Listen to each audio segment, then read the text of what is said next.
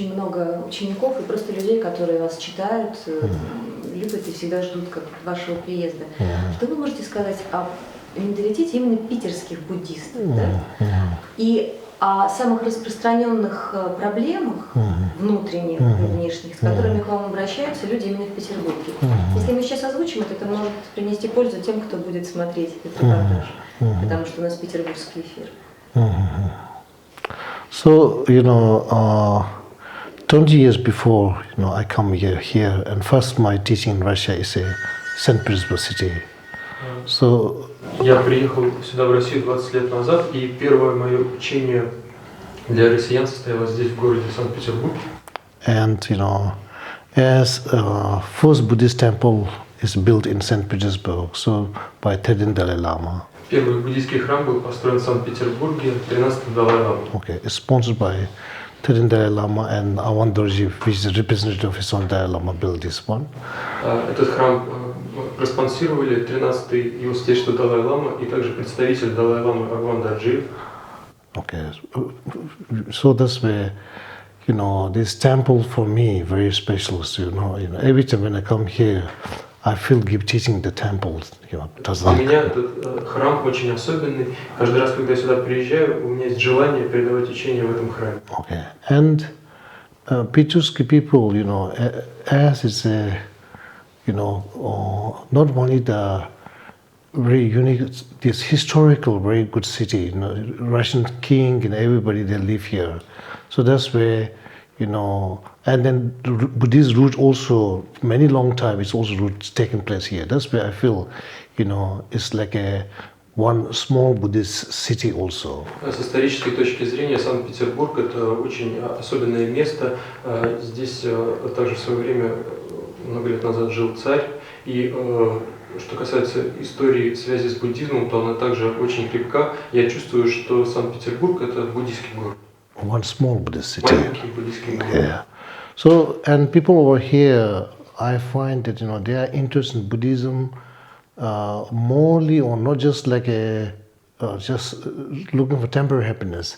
They are more serious in the mental development, want to become a better human being. This is a very good approach. Я считаю, что люди здесь, в городе Санкт-Петербурге, не сосредоточены полностью только на одном лишь материальном развитии. Они больше интересуются развитием ума, и я считаю, что это очень хороший подход. Okay, so that's where the main purpose of Buddhism is to make a healthy mind, make people better human being. And I'm always saying that it's not necessary you should become Buddhist. The most important, make your mind healthy. That serves the main purpose of Buddhism. Yeah. Главная цель буддизма – это сделать ум более здоровым, стать более хорошим человеком. И поэтому я все время подчеркиваю то, что для вас не является самым главным становиться буддистом, а главное стараться обрести более здоровый ум. Okay, so that's where people over here are very much interested in philosophy. So philosophy is very important in our life. It makes you healthy way of thinking.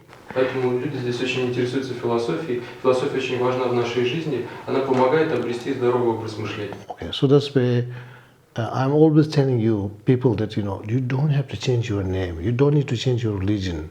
The most important, change your way of thinking. Have a healthy way of thinking. That's very important. Я все время говорю людям о том, что им нет необходимости менять свое имя, менять свою религию. Самое главное, это нужно изменить внутренний образ мышления. Okay, this change, inner way of thinking change come from understanding philosophy deeper and deeper. И это изменение внутреннего образа мышления происходит благодаря все более и более глубокому пониманию философии. Okay, so that's where every time when I come here, I give philosophy. Especially, I give philosophy not just like a vague concept. I try to explain the philosophy in such a detailed way it can be connected to daily life. That's more important. Поэтому каждый раз, когда я приезжаю сюда, я передаю учение по философии, и я объясняю философию не как некую абстрактную теорию, а я стараюсь дать подробные объяснения, благодаря которым ее можно было бы связать с нашей повседневной жизнью. Это очень важно. Может быть, самые распространенные проблемы, с которыми лично к вам подходят ученики ваши, например, петербургские, и я знаю, что очень часто депрессия у людей, да, живущих здесь, просто от недостатка цвета, света. И самые частые советы, которые вы им даете, что-то такое очень конкретное хочется услышать. See, depression comes not because of the absence of light or very little light.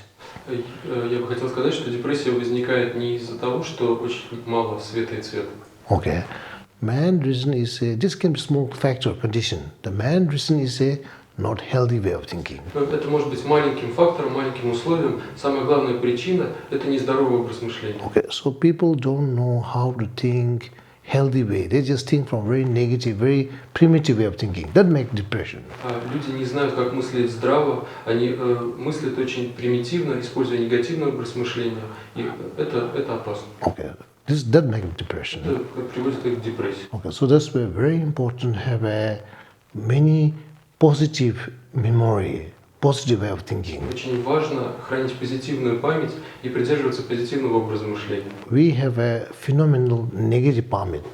Что касается нас, у нас феноменально негативная память. Okay, something small mistake or what people have done wrong thing, even 10 years before, 20 years ago, this one you remember very clearly. This is the wrong mechanism. Если человек совершил ошибку 10 лет назад, сделал что-то не так, или, может быть, даже 20 лет назад, мы помним все это, и это неправильный механизм нашего ума. Okay, so something like all the negative thing, we store it. It's like a poison. We don't forget it. Keep thinking it. That makes us depression. Мы копим в себе все эти негативные моменты, не забываем их и обдумываем снова и снова, и это приводит нас к депрессии. So that's where Buddha, Jesus Christ, same advice. Forgiveness is very important in our life. И Будда и Иисус Христос здесь давали одинаковые советы. В нашей жизни очень важно прощение. Okay, everybody make mistake. You also make mistake. You know, forgive everybody. Все совершают ошибки, вы тоже допускаете ошибки, поэтому прощайте всех. When people make mistake, they make mistake not because they want to make mistake. It comes because of lacking of wisdom.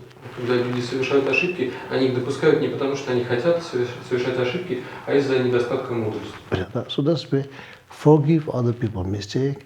And another side, very important to remember what people have done good thing to you. This one we don't do it. Поэтому прощайте ошибки людей, а с другой стороны нам нужно помнить все хорошее, что делают для нас другие люди, но мы этого не помним. We have very wrong tendency, primitive way of thinking. One. Очень неправильная склонность, неправильный примитивный образ мышления. That is not, not forgetting other mistake. And forgetting other kindness, what they have done, immediately forget it. That's the very wrong way. Это не забывать ошибки других людей и сразу же забывать все доброе, что они делают по отношению к нам.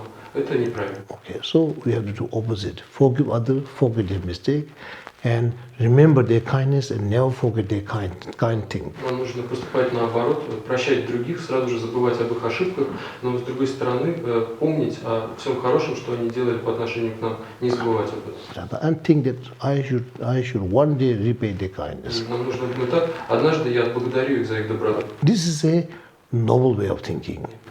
Это благородный образ мышления. This is a noble family. И это благородная семья. Okay, that will make you happy, make other happy. Это то, что делает вас счастливыми и делает счастливыми других. So people with so many kindness, good thing, what people, if you remember it, you have a more, добрый память. Если вы помните все хорошее, все доброе, что делают по отношению к вам другие люди, то у вас больше доброй памяти. This добрый память will not only make your mind happy, it will also make your body also healthy. Эта добрая память не только сделает ваш ум счастливым, она также поможет вашему телу быть здоровым. So recently, scientists they investigate. They say people with a more добрый память, health also very good. For the health also effect. Не так давно ученые произвели такие исследования и пришли к выводу, что люди с доброй памятью не только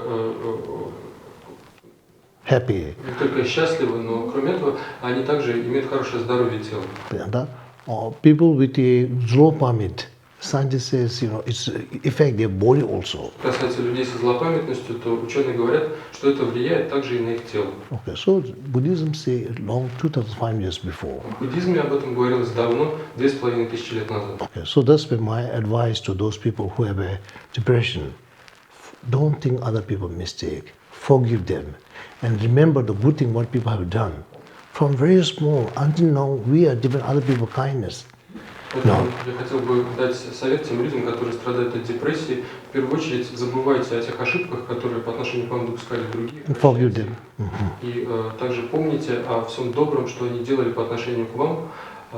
Because from the very young until now we are dependent on other people's kindness. Что с самого раннего возраста и до сих пор мы зависели от доброты других. And future also we are dependent on other. В будущем мы тоже будем зависеть от других. So remember other people's kindness and think that, oh, I should do something good for other people. Поэтому помните о доброте других и думайте, мне нужно сделать что-то для других людей. When you think like that, positive, immediately there is no place for depression. И когда вы мыслите так позитивно, то сразу же не остается никакого места для депрессии.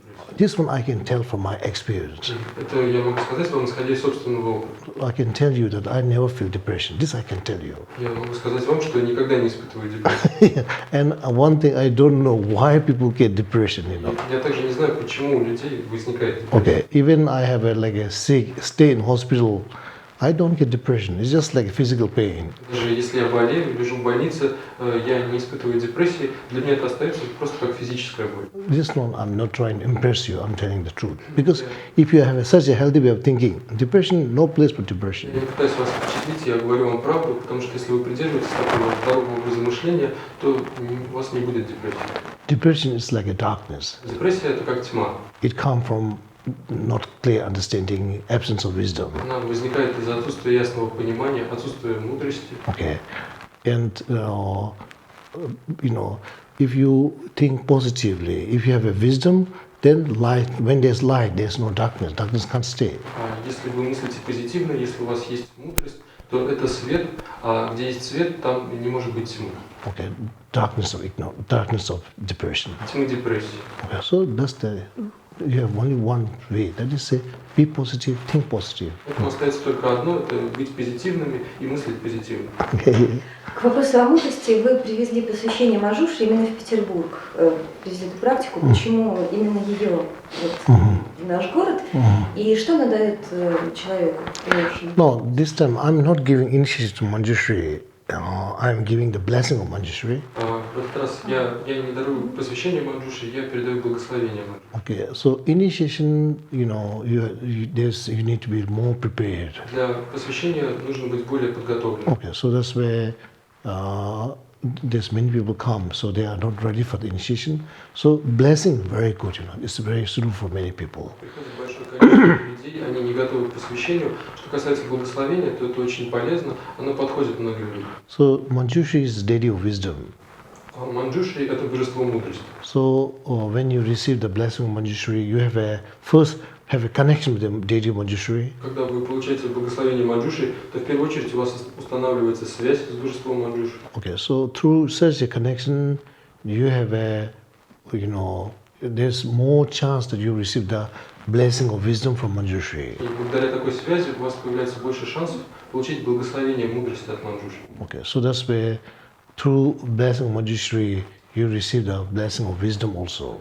Благодаря благословению Манджуши вы также получаете благословение мудрости. It means, there's some force you achieve from the deity so that your wisdom multiply, increase more faster. Это означает, что вы получаете определенную силу от божества, благодаря которой ваша мудрость увеличивается, возрастает более быстрыми темпами. Okay. Я знаю, что петербургский храм Дацан был болен, как человек, потому что долгое время были лаборатории зоологического института, где препарировались животные, что совсем нехорошо для храма. И я знаю, что он нуждался в лечении долгое время. Как вы думаете, в каком состоянии он находится сейчас? И будет ли ему на пользу визит Далай-ламы в Россию? И как с этим вопросом сейчас обстоят дела? No, one thing, Kram, whatever people use it, Kram don't get sick, anything like that. It's just like it became an absence of holy place. Я хотел бы сказать, что как бы ни использовали люди храм, нельзя сказать, что он болеет, он просто на какое-то время перестает быть святым местом. Yeah, so until people don't use it properly, it will be not holy place. From the time when people use it properly, then it became holy place. С того момента, как люди перестают его правильно использовать, он перестает быть святым местом, а как только люди вновь начинают его использовать правильно, он снова становится святым местом. How when people start, using properly, when they have faith, then each statue, each tanga, real deity dissolve in this statue, and through the statue they bless people. Когда люди начинают правильно использовать храм с верой, приходят в храм, то, что касается статуй и танок, то божества по-настоящему растворяются в этих статуях, в танках и благословляют людей. So that's why Buddhism, we don't do idol worship. У нас в буддизме нет идолопоклонства. So we are not just working that, statue, made by stone, not like that. This is a statue which we see is representing the Buddha and deity. Мы не поклоняемся простым статуям, сделанным из камня. Для нас каждая статуя является представителем Будды или божества. So, through this statue, we pay respect to enlightened being who is completely free from delusion, realize all the potential. Через эти статуи мы выражаем уважение к просветленным существам, которые полностью избавили ум от омрачений, реализовали весь благой потенциал. And we feel that in this statue they are present, and through this statue bless us so that we can achieve such a state, completely free of delusion, realize all the potential. Мы чувствуем, что они присутствуют в этих статуях, и через эти статуи благословляют нас на обретение, достижение такого же состояния ума, полностью просветленного ума, свободного от всех омрачений, и в котором реализован весь благой потенциал. So in Buddhism, in the statue when we pray, we don't pray that, give me this, give me that, I don't get sick, I have such and such career, not like that. This is not a Buddhist prayer. Когда мы молимся таким буддийским статуям, то мы не обращаемся с просьбами, пожалуйста, дайте мне это, дайте мне то, пусть я не болею, пусть я добьюсь успеха в карьере. Okay, this is not a prayer. Это не молитва. This is called worldly prayer. Это называется мирская молитва. Real prayer, you should pray like that. May no sentient being suffer. Настоящая молитва, это вам нужно молиться таким образом, пусть никто из живых существ не страдает. Okay, may all sentient beings achieve wishes what they want. Пусть все живые существа обретут все желаемое. Oh, yeah. May I become a source of happiness to all sentient beings. И пусть я стану источником счастья для всех живых существ. Buddha, Bhajasto, please bless me so that every day I can do something good for others and make everybody happy. Будда и божества, пожалуйста, благословите меня, чтобы каждый день я мог делать что-то хорошее для других, чтобы мог делать счастливыми других людей. Okay. When you do such prayer and you receive the real blessing, your wishes will come by itself. Когда вы возносите такую молитву, то вы получаете настоящее благословение, и ваши желания исполняются сами собой. So this is the prayer how my spiritual master teach me. You should pray in such way, not like I want this, I want that, not like that. Меня мой духовный наставник научил именно такой молитве, что мне нужно молиться так, а не просто просить, что я хочу это или я хочу то.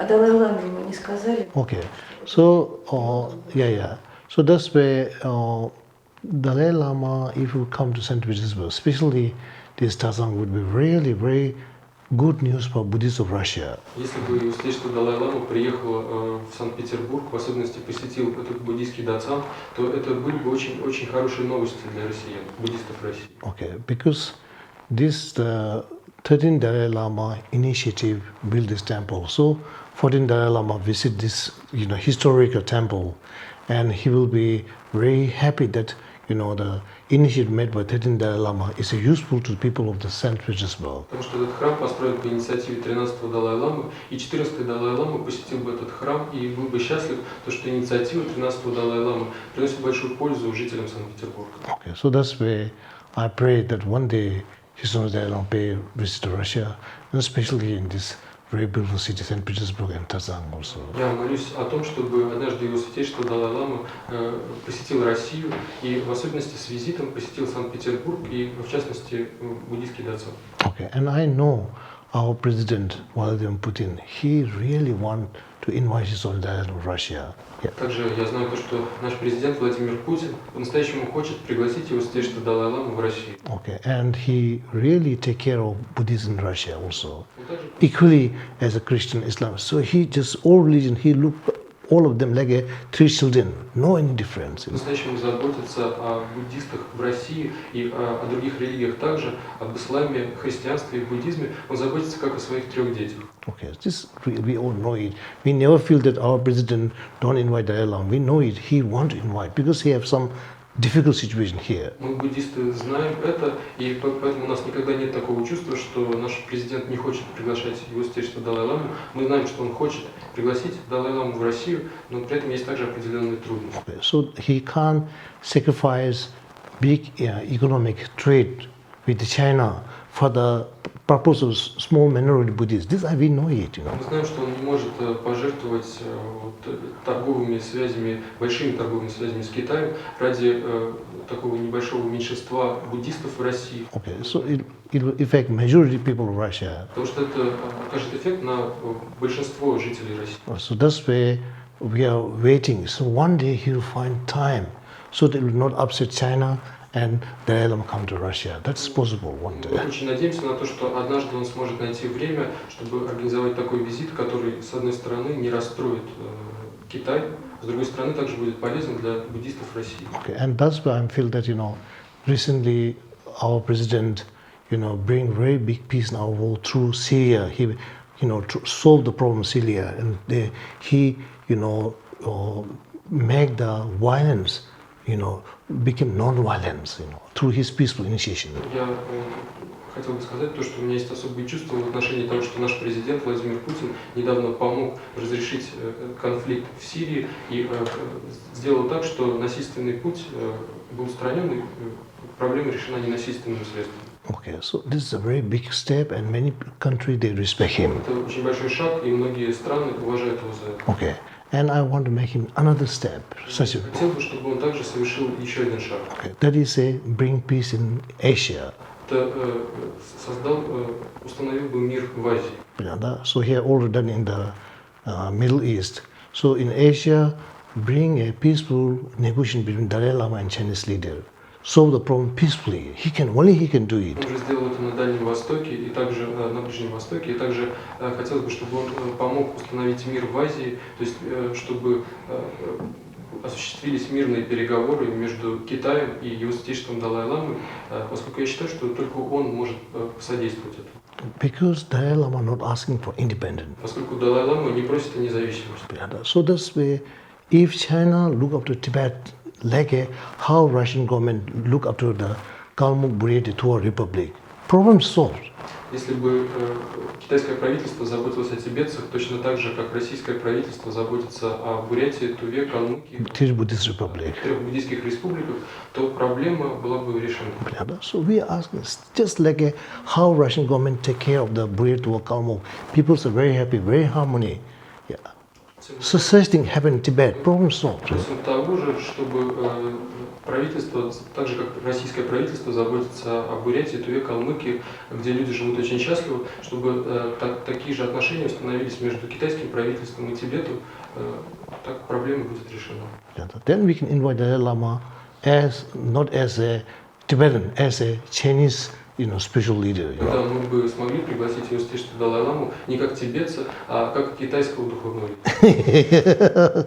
Because in China, many people regard Dalai Lama as a leader, spiritual leader. В Китае очень многие люди считают его святейшество Далай-ламу своим духовным лидером. When Dalai Lama come to Taiwan, big student, completely filled, they all regard him as a spiritual leader. Когда его святейшество приезжает в Тайвань, то собираются огромные стадионы людей, поскольку эти люди считают его святейшество своим духовным лидером. And Dalai Lama loves Chinese people. He is just against Chinese political leader, their policy is again. But Chinese people he loves very much. They also love him. Также очень любит китайский народ, и единственное, чего он против, это против той политики, которую ведут китайские лидеры в Тибете. Но он очень любит самих китайцев. And Chinese, they love him very much. Китайцы также очень любят его тоже. Few years before, when I was Chita, I gave some interview. Then I went to one Drina. There's so many Chinese people. They all say, "Oh, Dalai Lama representative." Несколько лет назад я посещал. This is many years before. Много лет назад я давал интервью и также ходил на чеченский рынок. Многие люди там работало очень много китайцев, они очень обрадовались, сказали: о, это представители его святейшества Далай-ламы. And then they'll come to me, talk to me. They say, Dalai Lama, how is Dalai Lama? When he will come to China? Спрашивали, как поживает его святейшество Далай-лама, когда же он сможет приехать в Китай. So I feel that they love him very much because he loves everybody. Что он их очень любит, что они его очень любят, поскольку он также любит всех. So that's why problem can be solved. There's no big problem. Just some misunderstanding Chinese leader. Проблема может быть решена, здесь нет большой проблемы, просто есть некое недопонимание со стороны китайских лидеров. They are paranoid and they think that through suppression they can solve the problem. That's not possible. Они такой паранойей думают, что именно подавлением, таким давлением они смогут решить эту проблему, но это неправильно. This will not solve. This will make the problem worse and worse. Это не решит проблемы, а наоборот будет делать проблему только хуже и хуже. Okay, so yeah, this one I want to say. Это то, что я хотел бы сказать. Мне буквально еще хочется услышать несколько моментов из вашей биографии, потому что я так понимаю, что вы родились уже после того, как после геноцида Китая и оккупации Тибета. И что удалось пережить в вашей семье? И меня просто поражает ваше отношение тибетцев, да, с которыми проделали такое, то, что они стали такими людьми, спокойными и какими-то, просто немножечко именно вашей семейной какой-то биографии. See, my parents, they flee from Tibet in 1959 when Chinese occupied Tibet. Мои родители бежали из Тибета в 1959 году, когда китайцы вторглись в Тибет. Okay, so at that time, His Holiness Dalai Lama fled, and with His Holiness Dalai Lama, many group of people fled to India. В то время его святейшество Далай-лама также бежал из Тибета, и большая группа тибетских людей бежала вместе с ним в Индию. So in 1962, as a refugee in South India, I was born in South India. Я родился в 1962 году как тибетский беженец на юге Индии. Okay, so His Holiness Dalai Lama, created Tibetan colony separately and Tibetan school separately. That's the very kind that we preserve our rich culture and tradition and our knowledge, wisdom also. И его святейшество позаботился о том, чтобы организовать отдельные колонии поселения тибетцев, также отдельные тибетские школы. И это очень высокая доброта, поскольку это способствовало сохранению богатой культуры, традиций Тибета, также наших знаний. And then he also, through his own Dalai Lama initiative, there's a university which is a higher study of Tibetan philosophy and modern education also. Благодаря инициативе его святейшества также был учрежден университет по высшим тибетским учениям, а также philosophy and modern education. Философии и современному образованию. So it was established in Varanasi, and I'm product of this institute. Он был открыт в Варанаси, и я являюсь продуктом этого института. So that's where this separate institution, modern education and the ancient wisdom together, and I feel this very dynamic for the younger generation. People like me, I feel that I have such privilege to have these two educations together. Then I can see how precious is such a philosophy in our life. Это современное учреждение, которое сочетает и традиционное духовное образование, и также современное образование. И что касается меня, я чувствую, что мне очень повезло, то, что благодаря получению такого образования я могу увидеть, насколько это традиционное образование полезно в нашей повседневной жизни. Okay, so that's where Buddhist philosophy make my life one complete life, and modern education I can communicate with modern people, and also if I want to make money, I can make money also from. Философия приводит к тому, что моя жизнь становится полной жизнью. Что касается современного образования, то благодаря нему я могу общаться с современными людьми. Также, если стоит вопрос зарабатывания денег, благодаря нему можно заработать деньги. Okay, so I'm saying that you need two knowledge. One knowledge to have an income source for yourself. Поэтому я говорю о том, что нам необходимо два вида знаний. Один из видов знаний – это то, что мы получаем для income source. Источника дохода в нашей жизни. Without it we can't live. Без этого мы не можем прожить. Only this knowledge not enough. Но только одних лишь этих знаний недостаточно. Okay, you need a philosophy about yourself, your mind, how to bring peace in yourself. Вам необходима философия о самих себе, о вашем уме, как обрести покой самому себе. So these two knowledge very necessary. Эти два вида знаний очень важны. Я не утомила, я могу еще задать вам вопрос? В Петербурге существует такая проблема, очень много действительно ищущих людей, но очень много запутанных людей, потому что очень много учителей, вот именно эзотерического различного направления знания, New Age, да, такие направления. И я знаю, что очень на многих людях, ну, просто на психике это немножечко негативно отражается, и немножко довольно серьезно. А что вы можете сказать, да, вот насколько это вредно, или, ну, на ваш взгляд, пробовать на себе все возможные современные методы, да, зная, что существуют методы проверенные веками? I think that, now this new age approach, these things are not good for the majority people. It's just bring, they do this thing to make money, В наши дни есть такой нью-эйджевский подход, и я считаю, что это нехорошо для современных людей, поскольку все это нацелено на заработок денег.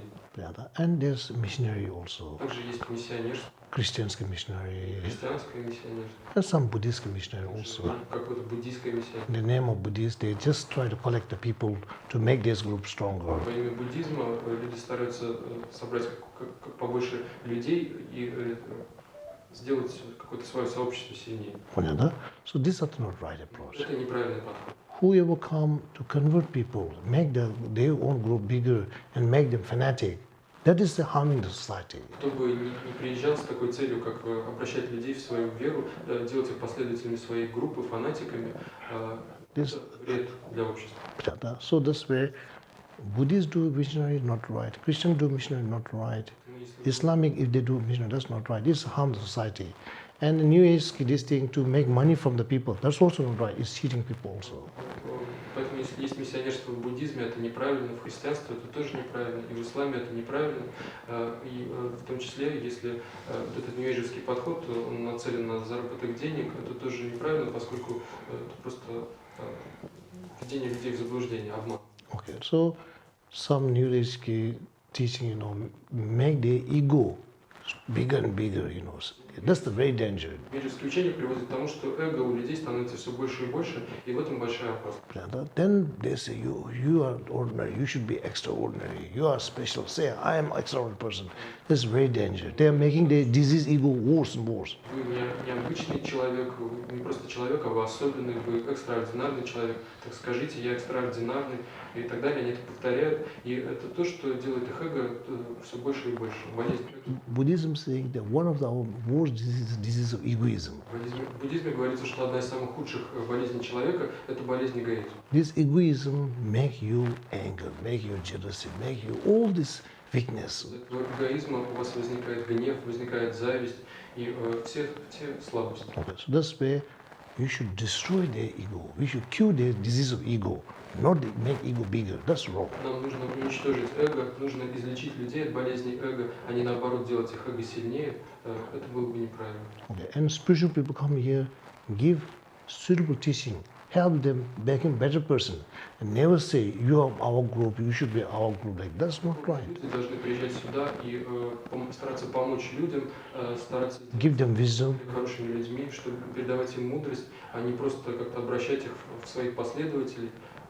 Yeah. So I always say, by changing religion, nothing will change in your life. Все время говорю о том, что смена религии ничего не меняет в нашей жизни. You will be first you are Christian fanatic, then you become Buddhist fanatic. Сначала вы были, скажем, христианским фанатиком, потом становитесь буддийским фанатиком. Same, no different. То же самое, разницы нет.